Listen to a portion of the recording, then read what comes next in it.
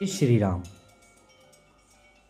आइए जानते हैं भगवान श्री राम के पूर्वज राजा युवनासव की कहानी, जिन्होंने स्वयं गर्भ धारण करके अपनी संतान को जन्म दिया। विज्ञान के इस दौर में एक पुरुष द्वारा गर्भ धारण करके अपनी संतान को जन्म देना संभव है और हाल ही में कुछ ऐसे केस भी हैं। लेकिन क्या आप जानते हैं कि आज से हजारों साल पहले हमारे पूर्वजों का ज्ञान हमारे आज के ज्ञान की तुलना में कहीं उच्च था।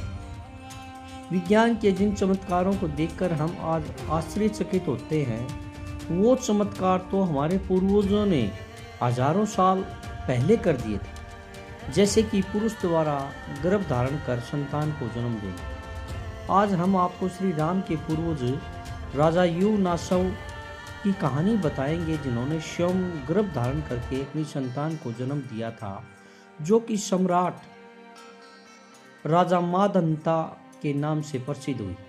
राजा युवनासव की कहानी रामायण के बाल कांड के अंतर्गत गुरु वशिष्ठ द्वारा भगवान राम के कुल रघुवंश का वर्णन किया गया है, जो कि इस प्रकार है। ब्रह्मा जी के पुत्र मरीचि से कश्यप का जन्म हुआ। कश्यप के पुत्र थे विवस्वान। विवस्वान के पुत्र थे वैवस्वत मनु, जिनके 10 पुत्रों में से एक का नाम इक्ष्वाकु था। राजा इक्ष्वाकु ने अयोध्या को अपनी राजधानी बनाया और उन्होंने ही इक्ष्वाकु वंश को स्थापित किया। इसी वंश में राजा युवनासव का जन्म हुआ, लेकिन उनका कोई पुत्र नहीं था। वंश की उन्नति और पुत्र प्राप्ति की कामना उन्होंने अपना सारा राजपाट त्याग कर वन में जाकर तपस्या करने का निश्चय किया। वन में अपने निवास के दौरान उनकी मुलाकात महर्षि भृगु के वंशज च्यवन ऋषि से हुई। च्यवन ऋषि ने राजा युवनासव के लिए इष्टि यज्ञ करना आरंभ किया, ताकि राजा की संतान जन्म ले। यज्ञ के बाद च्यवन ऋषि ने एक मटके में अभिमंत्रित जल रखा, जिसका सेवन राजा की पत्नी को करना था, ताकि वह गर्भ धारण कर पाए। राजा युवनासव की संतान उत्पत्ति के उद्देश्य से हुए यज्ञ में कई ऋषि मुनियों ने भाग लिया और यज्ञ के बाद सभी जन थकान की वजह से गहरी नींद में सो गए। रात्रि के समय जब राजा युवनासव की नींद खुली तो उन्होंने भयंकर प्यास लगी। युवनासव ने पानी के लिए बहुत आवाज लगाई, लेकिन थकान की वजह से गहरी नींद में सोने की वजह से किसी ने राजा की आवाज नहीं सुनी। ऐसे में राजा स्वयं उठे और पानी की तलाश करने लगे। राजा युवनासव को वह कलश दिखाई दिया जिसमें अभिमंत्रित जल था। इस जल से बेखबर कि वह जल किस उद्देश्य के लिए है, राजा ने प्यास की वजह से सारा पानी पी लिया।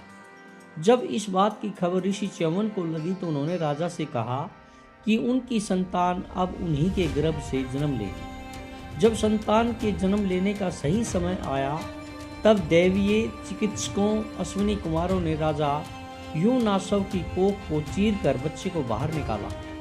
बच्चे के जन्म के बाद यह समस्या उत्पन्न हुई कि बच्चा अपनी भूख कैसे मिटाएगा। सभी देवतागण वहां उपस्थित थे। इतने में इंद्रदेव ने उनसे कहा कि वह उस बच्चे के लिए मां की कमी पूरी करेगी। इंद्र ने अपनी अंगुली शिशु के मुंह में डाली, जिसमें से दूध निकल रहा था, और कहा, मम धाता अर्थात मैं इसकी मां हूँ। इसी वजह से उस शिशु का नाम मम धाता या मांधाता पड़ा। जैसे ही इंद्रदेव ने शिशु को अपनी अंगुली से दूध पिलाना शुरू किया, वह शिशु 13 बित्ता बढ़ गया। कहते हैं राजा मांधाता से सूर्य उदय से लेकर सूर्यास्त तक के राज्यों पर धर्मानुकूल शासन किया था।